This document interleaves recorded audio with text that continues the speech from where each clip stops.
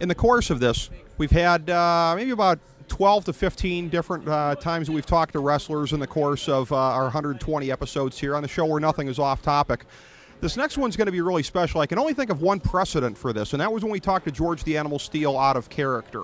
Because we talked to a lot of other guys, even when we had on the manager for this gentleman, and actually his tag team partner as well, Jim Cornette. That was fun to do, but I joked with Jim Cornette, and I said to him, I said, you know, when I'm just doing stuff around the house and I want something on the background, sometimes I'll pull up your stuff on YouTube and listen to some of your commentaries, you know. So interviewing Jim Cornette's great, but it's just a different version of what's being done with other people. But to interview this gentleman, and I guess his tag team partner is going to be coming on as well, this is awesome because this is so rare to really get to hear from him, because his big days in the national spotlight, Jim Cornette and later on Paulie Dangerously did most of the talking in the ring. Of course, he had a very successful regional career prior to that, and we'll be talking about all of that and more with him. But it's a real pleasure to have on the show former NWA World Tag Team Champion and co-holder of many other tag belts as well, the AWA World Tag Team titles as well, and somebody who is one of the great tag team wrestlers of the golden age of tag team wrestling, the man known at that time as Loverboy, Dennis Condrey. Dennis Condrey, welcome to the FDH Lounge, sir. It's a pleasure to have you tonight. Well, thank you very much. Is this Rick? Yes, sir. Rick, how are you doing tonight, buddy? Fine, thanks. How are you, Dennis? I'm doing great, thanks. It's a pleasure to have you on, and again, you know, you really did so much, you know, in those couple of years with the Midnight Express there. It was amazing to me that I really kind of got a feel for your character and what you were trying to get across, in a way where you really weren't verbalizing hardly at all. Outside of me, you know, they might show you yelling in the ring at, you know, somebody from the Rock and Roll Express, but you know, not really so much on interviews. So talk about that and how you were trying to get over your character and the things that needed to be understood in a way where you weren't doing the promos. Well, what it was, Rick, we started out when we first got together, Bobby, Jimmy, and myself, and all of us wanted to say a little bit on the interviews. Well, at the time we got together, the interviews were like, you know, 2.5, 3 minutes at the most. And we found out very early in our career that there are certain points that you've got to hit on during that 3-minute interview. And there's a selling point for each thing that we're trying to get across. If all three of us said anything at all, the 3 minutes were gone, and we didn't get that selling point across like the match we was in, whether it be a cage match or a loser leave town match or whatever the case may be. If we didn't get the points across, you know, to draw houses, you know, we could all had our turns talking, yes, but the points would not have been taken. It was amazing, too, because really you and your tag team partner, you both did so much to get your characters across, you know, in those subtle kinds of ways. I've got this book, actually, when we had Jim on the show, he sent a copy of the Midnight Express 25th Anniversary Scrapbook, and it goes through and it talks about some of the ways that you guys got your points across in the ring and other ways as well. We have on tonight, and I want to thank you so much, Dennis, for making this happen. This is a treat to talk to both of you. Your tag team partner from back in the day, beautiful Bobby Eaton, and we weren't sure if we were going to be able to make this happen for tonight, but again, much like what I said in the introduction of Dennis, a real treat, because a wrestler who the fans are very familiar with, but again, didn't get to hear much from on interviews. So this is really a rare kind of treat to be able to get to hear from both of you guys. Bobby, want to welcome you into the show, and thank you for coming on, sir. You're welcome. Thank you. It's a pleasure to have both of you guys on, and I'll direct the question to you that I just directed to Dennis there about as far as what you were thinking back in the day as far as how to get points across with your character and the team, and what you guys did in terms of body language and everything like that to kind of augment what Jim Cornette was doing with the interviews. Well, to be honest with you, Dennis and I known each other before we got together as a team. Him being from Alabama, I'm from Alabama. Our points was always to get the good guy over as well as we could, and come back and get some good heat on their butts. You know, and stick a little Cornette in there, and you got a match. It. By the way, and speaking of which, with you guys being from Alabama, I have to tell you guys this. that there was a friend of mine that actually made a pretty funny reference earlier in the year here when your old manager Jim, when he was approached by the TNA lawyers about the email that he sent to them, and there was some talk of some legal things possibly going down. There was a friend of mine, and he wanted me to mention this on the show tonight. The joke that Jim was going to set up the Midnight Express Legal Defense Fund at 55 Alabama Jam Lane in Birmingham. So yeah, that's good. I like that. But yeah, that would. But anyways, yeah, you guys just you did so much good stuff together, and Dennis, it was really something where, with what you guys did in Mid-South, coming along at more or less the same time as the Rock and Roll Express, which, that was almost like the Bizarro World, version of you guys. They were loved, and they, you guys were really the yin to their yang and vice versa. So, Dennis, what was that like as far as the chemistry that you developed with the Rock and Rolls? And that's really something, I guess, that you guys have shown even in recent years with some reunions. Actually, yes, Rick, we actually still wrestle those guys today on certain deals. When the money's right, we still get in there. Of course, we don't take those big high bumps like we used to, but we're still taking bumps. They're still taking bumps. I really like it myself, Rick, to go to the Legends reunions, if that's what fans want to call it, and see the guys and be around the guys. And back in the day, as heels, you weren't allowed by promoters and other people to talk with the fans. And I've really gotten over the last 7 or 8, 9 years now, since there's no more kayfabe. Really gotten to really enjoy the fans. I really look forward to seeing them and talking with them and getting their point of view on a lot of stuff. And I've learned a lot of stuff from the fans that back in the day, like I said, you could not get in our space. We couldn't allow that, and we couldn't sign autographs. We couldn't hold babies. And now we can do all that, and I'm having a great time with it. And to go back to answer your question about the chemistry, I don't know if there'll be any more chemistry like the Midnight and the Rock and Roll. I haven't seen it so far. I hope someone does come along and do it again. But it was just one of those things that I guess God was looking after all 4 of us at the time, or all 5 of us, if you will. And he gave us a special deal there. It was sort of out of the dark. We was already the Midnight Express, and we started hearing these stories about these 2 guys called the Rock and Roll Express. Well, automatically, we're mad right now because they done stole half of our name, the Express. So we could barely wait to meet up with them, and when we did, we was married to them for 20 years, and we're still doing it today.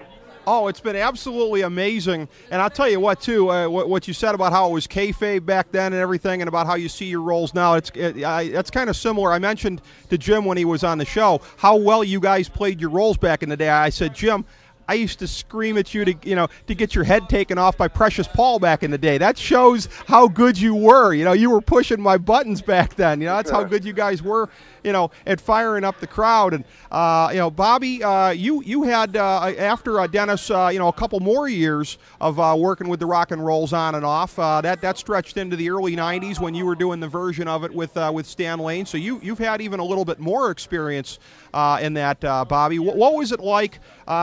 Again, how you guys came together, and like Dennis said, the chemistry just off the charts. Well, like Dennis was saying, years ago, when the people didn't know what was going on, supposedly, talking about chemistry and everything like that with the Rock and Roll Express, it ain't like we were in the same locker room all the time. We didn't talk to them. We didn't go over our matches like that. We had one little simple thing, and we knew what to do. They knew what to do. And as far as with Dennis and I being Midnight Express, Dennis and I, we go back a while, and it was for a solid year in Louisiana. Cornette, him, and me, we would watch each other's back because the police were watching our back. Fans was down. Corny had his back to the people, so they had a chance to put a knife in him, and stuff like that. But that's just the way chemistry was good. Well, I'll tell you what. I read that scrapbook cover to cover when Jim sent that to the station, and the stories in it are absolutely unbelievable. I'd like to get some of the best ones from both of you guys as far as your recollections about that, because again, that back then, that was heat. what you guys were able to do back then as far as getting people PO'd at you and ready to get a piece of you. I'll start with you, Dennis. What were some of the best stories you remember about riling up crowds? Well, it was on a nightly basis, to be honest with you, Rick. It was, we didn't have big contracts like the guys do today. They've got the contracts where they don't care if the towns draw or not. We had to get heat. We had to fight our way in and out of buildings. There's a lot of heels that fight their way back from the ring. We had to fight our way to get to the ring. and so, after a few months and years of that stuff, you become real close to each other and everything. And it's a deal where I guess one of my favorite stories is we were in a town in Arkansas. I don't remember I know it was 1984. I want to say Little Rock, but I'm not sure on that. But we're doing a deal, and we used to take the tennis racket and take the cover and unzip it, and when we thought we was going to have trouble with the fans, we would put a horseshoe up in the tennis racket and zip it up. And that way, when we came out of the ring, Bobby and I had the belts, and Jimmy had a weapon, so we had 3 weapons, but we still got 10,000 people wanting to kill us. So one night, we got the fans were at a fever pitch. And sure enough, we screwed the baby faces, 1, 2, 3, here they come. I'm talking about they came in droves. We were swinging belts. Jimmy was swinging the tennis racket. And instead of the cops actually got mad at us. And instead of the cops spraying the fans with mace, they sprayed me, Bobby, and Jimmy. So we're down, and we're kicking and fighting and punching. And so I told Bobby, let's go. We ran back to the dressing room. They're beating the crap out of us. We ran straight into the shower to turn the shower on with our boots, tights, and everything on, trying to get that mace out of our face. I turned to Bobby and I said, "Where's Jimmy?" And Bobby said, "Dennis, I don't know." I said, "Let's go." Got back out there around the ring. He was laid out in a fetal position.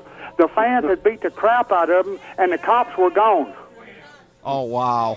I mean, wasn't funny at the time, Rick, but now since he made it out of it alive, it's hilarious. And I think about it quite often. Sometimes I'll be sitting at the dinner table and think about that, and I'll blow food all over my wife. I just can't help it. Dennis, that's one of the worst combinations in the world. The age of kayfabe and nobody smartening up the cops. I mean, that's... what? We cussed those cops. It's a wonder they didn't take us to jail. We actually got them back in the dressing room. We drug Jimmy back to the dressing room, got him on his feet. We still can't see. Bobby and I still can't see. And I don't know if you've ever been maced or not, no. Rick, but I'm going to tell you something. I've been in a lot of fights in my life and in my career. That is the worst feeling I have ever had because you are truly blind. Oh. You can't see nothing. Oh, God, that's horrible. Yeah, I hope that never happens to me. That is horrible. Bobby, what were some of the ones that jumped out at you? I know there was one that Cornette mentioned in the scrapbook. I think this was the version of the Midnight Express you were doing with Stan. When you were in the Mulkey's hometown. I know there was a riot. I think that was in South Carolina. But what were some of the most outrageous things you remember? There had to be many of them from Mid-South to on. Well, yeah, I'll tell you. One of the other things too, talking about getting back from the ring. Jimmy had the racket. Sometimes we had to load it with more than what he usually kept in there. And for some reason, they gave me the racket one night on the way back from the ring, and the people were jumping all over us, and I got the racket. I'm swinging this racket trying to hit the marks, supposedly marks. I hit everybody except them. Hit Grizzly Smith, Dennis, the Corny, so they didn't let me take the tennis racket no more. I think that's a lethal weapon in the wrong hands there, Right. But that was it had to be kind of weird for both of you guys here, or maybe not, because maybe it's just a different adjustment in terms of working style. But the fall of 1988, all of a sudden it's not Condrey and Eaton anymore. It's Condrey versus Eaton when the originals and the news squared off there, Dennis, when you and Randy Rose and Paulie Dangerously invaded Crockett that fall. What a memorable thing that was from that first incident there on TV where Cornette drew blood and everything like that. Dennis, what was it like working against Bobby, and were there a lot of things that you learned from teaming up with him that helped you to maintain that chemistry now that you were on opposite sides?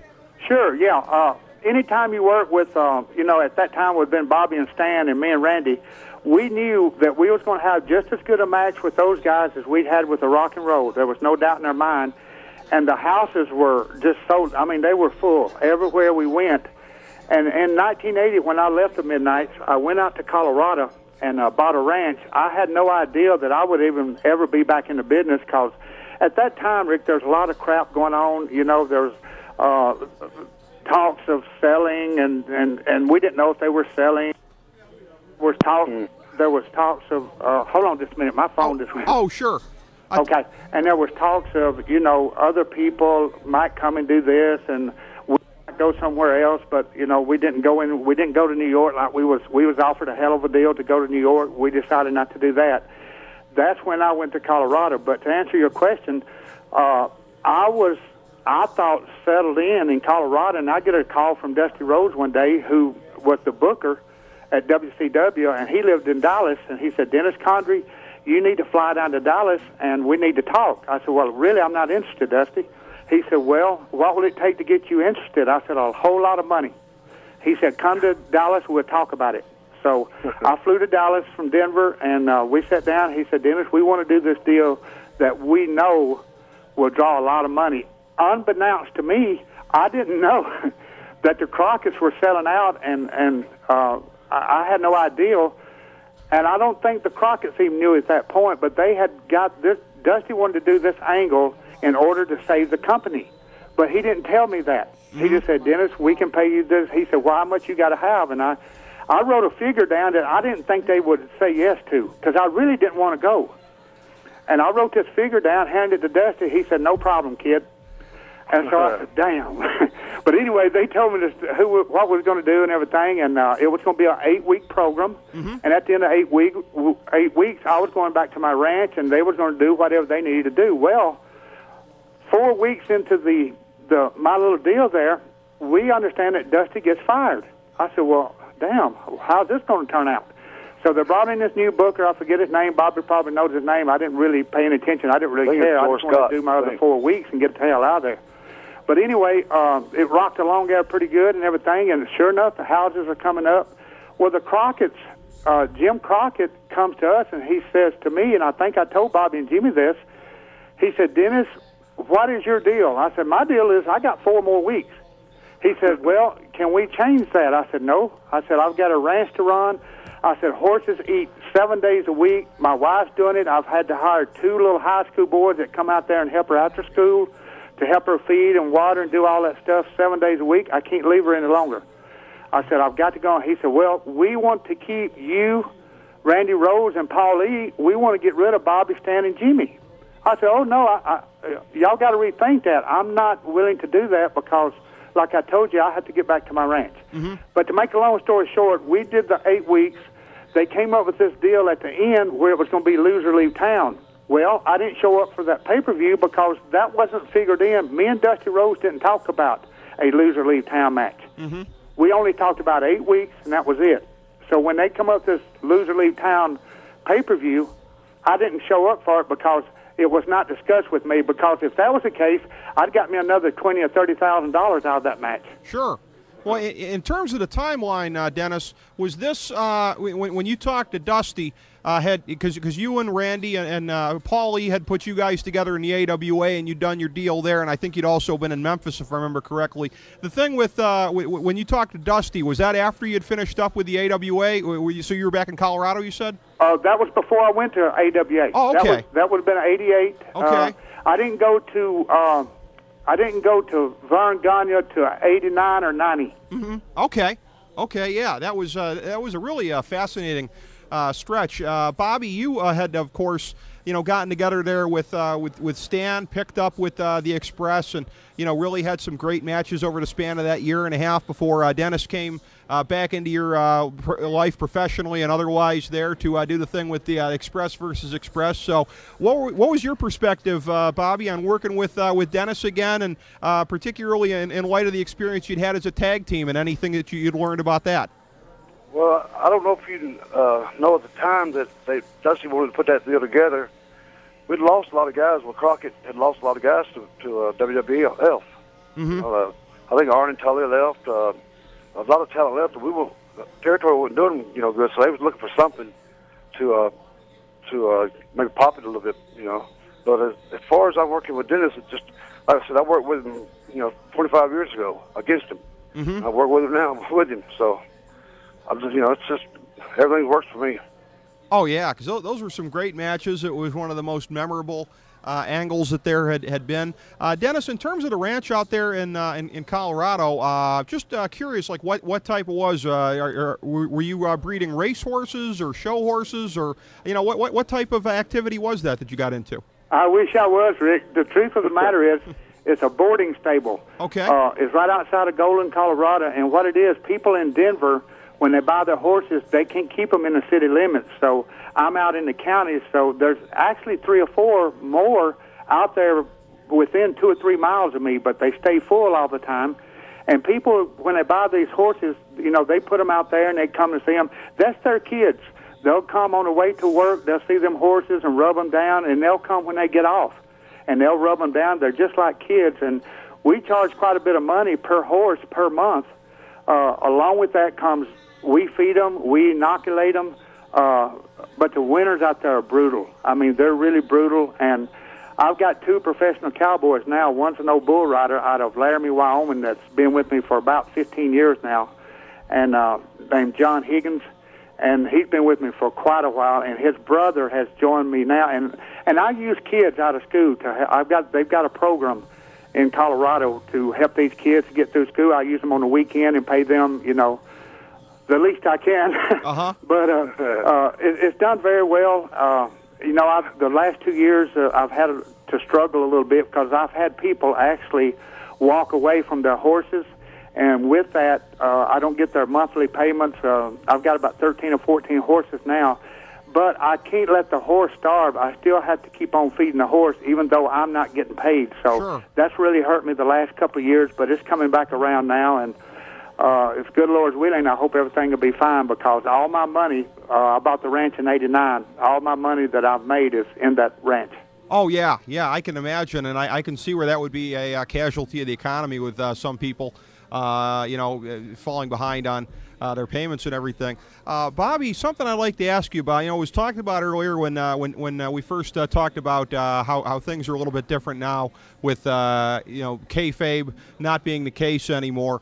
You go back to the start of, and I've read, after the fact, some newsletters going around, late 80s into the early 90s, really when the, so-called dirt sheets were starting to get out there. And the thing that just strikes me is, there was like a consensus at the time, Bobby Eaton, one of the absolute greatest workers in the world. I mean, the smart marks at the time, if you want to call them that, they were saying, I mean, this guy's like top 5. You could put him in any role. He can have a great match with anybody. So at the time, this was a little bit more of an underground thing in the business than it was now. What was your awareness of some of this talk at the time? And as you did kind of hear about it, what were some of your thoughts and, some of the, I imagine, pride that you were able to take in that?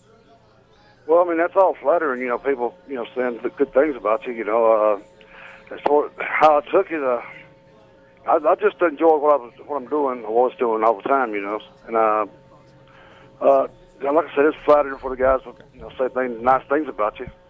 I just roll with the flow, Oh, yeah. Oh, that's... that was something there at the time. I'd seen that on a number of lists, at the time, that as people had that opinion, and it really was one where it just always struck me too. The kind of versatility that you had, and really going forward into the WCW years. It was a thing where, unfortunately, I mean, as the '90s went along, I mean, you were never quite as front and center as I would have liked to have seen you. But I mean, some of the stuff you were doing there. I mean, the idea of the tag team with Steve Regal might have been a little bit goofy, but boy, you guys did some great stuff in the ring together, and you always seem to make the most of whatever situation you were in. Well, I mean, I went from the Midnight Express to the Blue Bloods, so and I enjoyed the heck out of that, doing the little vignettes, him trying to make me proper, how to get my pedicure or whatever, took me to nicest places, finest wine, whatever. So, I mean, I enjoyed doing that little gimmick with Steve Regal. Oh yeah, that was some great stuff back then. Those were enjoyable vignettes, and you got to show your comedic side and your versatility in that way. Something I'd like to ask both of you guys about, just because it's kind of a coincidence here on the Sports Talk Network, our sister show on the network, Pro Wrestling Insider. They're striking up a little bit of a relationship with Jim Ross, and I know that he called obviously some of the matches in the early part of your careers there, and that really very influential stage in the Mid-South when you guys were first starting to come together and become the unit that we would see in the years to come. So, Dennis, what were some of your memories of that at the time, and having JR call your matches when he was still kind of working his way up and solidifying what he was going to become, and when you guys were solidifying the tag team you were going to become? Rick, the thing about it is Jim Ross was great from day one. He didn't have to learn it. He was a natural, because he loves wrestling so much. I mean, this guy, what I liked about Jim Ross, he knew the holds, he knew the moves, he knew the reversals, and he knew what to call them. And he would actually, when it sounded like he was getting excited, it wouldn't have put on. This guy was really excited. When we was doing stuff, you could hear it in his voice. I've seen him go hoarse at the microphone before and not be able to say a word. I mean, I've seen him go back and spray his throat and do all that stuff. Just simply, he was wonderful. Actually, to be quite honest with you, we can only do so much in the ring, Rick. They have to get it over. We can go out there and we can stand people on their heads and we can pile drive them, we can spike them, we can beat them up. But unless that announcer gets us across as being mean or being bad or being good, we might not get over. It's up to that announcer, and I thought he got us over very well. Oh, he always does, yeah. I mean, on down the line, and it really tells you something, too, when a guy like Steve Austin, for everything that went on with him in his career, when he credits JR with helping to get him over to the extent that he did, it shows you the power of the announcer. Bobby, that was something that you actually got to experience a couple more years in your career as you went through in WCW. Granted, he was only there through the first part of '93, but that was a couple more years that you were able to get to experience him calling your matches. And I know that, again, he always did such a good job of getting your athleticism across. Well, you got to remember where he broke in at. You had the big Cowboy Bill Watts, started out with Leroy McGurk, from Oklahoma. So, I mean, he knew about the business.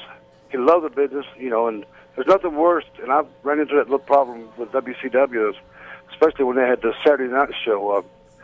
The guy calling the matches, they never would, of course they were told to do this, but they never mentioned your name. Like if I did a move to Brad Armstrong or something, they would be plugging another match. So Jim Ross, I don't think would do something like that. Take away his trade. Yeah, that's true. Yeah, it makes all the difference in the world sometimes who's calling your match.